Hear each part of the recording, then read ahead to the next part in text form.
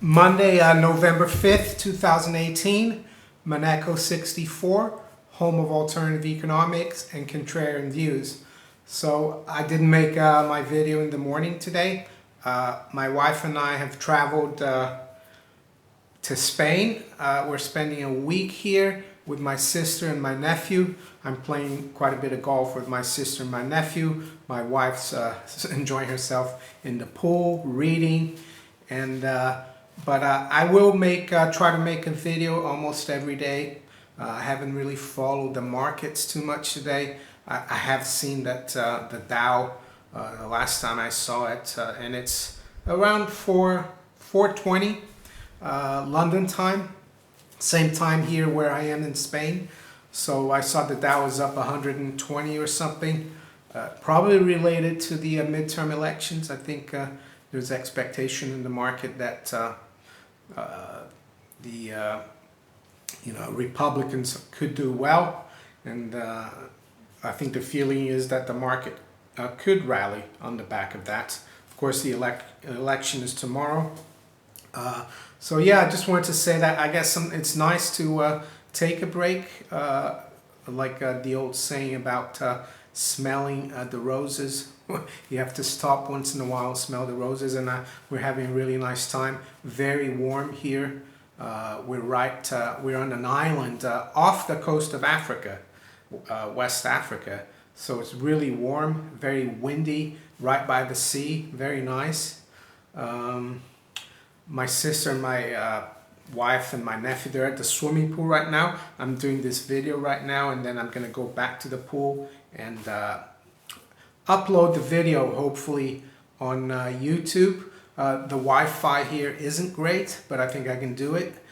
One thing I wanted to talk about today is I've noticed a lot recently, even in the alternative media, not just the mainstream media, a lot of talk about how China is becoming, how can I say, antagonistic. Also the Russia bashing, we all know about that. Yeah, and my feeling is that the powers that be are trying to divide and conquer us even more, and I don't think that's a good thing. Of course, the Chinese are not innocent. They're not like saints, nor are the Russians, but nor are the Americans, nor the British, nor the Germans. But I think the general public, we don't want to have wars with other people. And more, I see that this is what there's a lot of saber rattling. And that's what I wanted to talk about today, that we need to focus more on who our true enemy is, or our true enemies are. And as I've said many times in the past, in the US, our true enemy, or your true enemy, for the world actually, is at the Marriner Eccles building or 33 Liberty Street. And those addresses are, of course, the Federal Reserve Board in Washington, D.C., Marriner Eccles building, and the New York Fed at 33 Liberty Street in New York City. And they are the enemy because since 1913, they've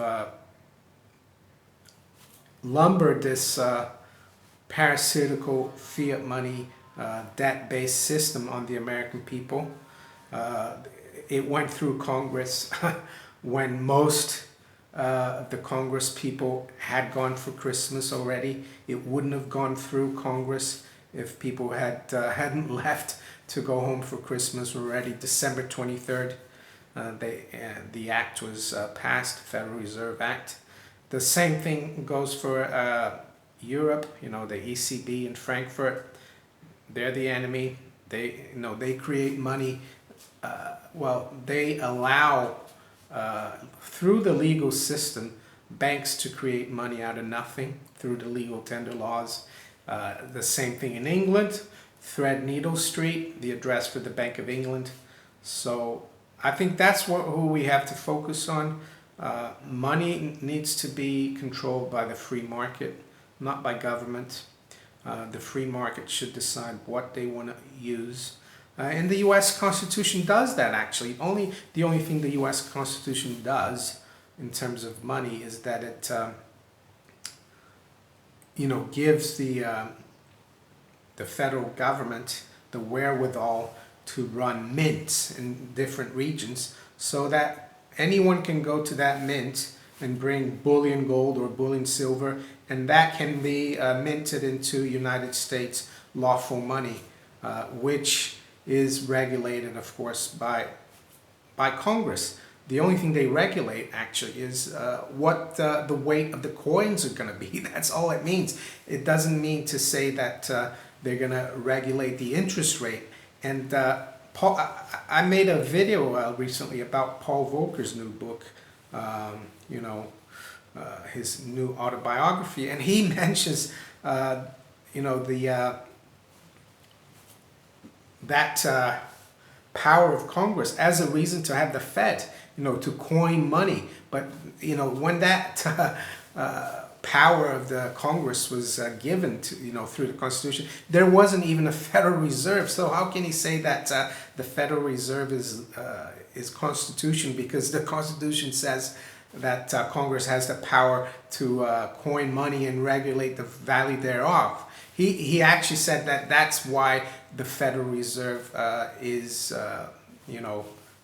how can I say, legal or, constitutional. And that's complete rubbish, because there's no Federal Reserve when that act, or that constitutional article was written. And it's all to do with the fact that the Congress can regulate what a dollar is in terms of silver or in terms of gold. But the Constitution doesn't say anything about the federal government regulating interest rates, and that's what the Federal Reserve does. We're supposed to be in a free market system. Why should 12 people, Federal Reserve Board and some of the regional governors, why should they decide the interest rate that the market should use? It's really anachronistic, it's communistic, it's not part of the free market. So that's the other thing I want to say. Central banking is not normal in a free, society where people value free markets. That's why I think it's really funny when bankers come out and central bankers come out and defend the free market, while they abuse the free market, where they manipulate all markets through their interest rates, and directly as well they manipulate the markets. So that's what I want to talk about today, the fact that we need to focus on who our true enemies are and where they are at the Marriner Eccles building in Washington, D.C., in 33 Liberty Street in New York City, Threadneedle Street in London, Frankfurt in Germany. I don't know the exact address of the ECB in Frankfurt, but I've been to Frankfurt before, and it's not a big city. I can tell you the ECB building is the tallest building there, so it's very easily recognizable. So hopefully I'll do another video tomorrow. I'm sorry that it won't be as usual, because I'm having some time off, and we haven't had a holiday like this for a few years, my wife and I, so I think we deserve it. And but I'll be back Monday the 12th, back to normal, back to my videos and live streams. So if you enjoyed this video, please like, share it, subscribe to my channel if you haven't yet. You can also follow me on Steemit, DTube, and on Twitter. I'll talk to you later, guys. Take care. Bye.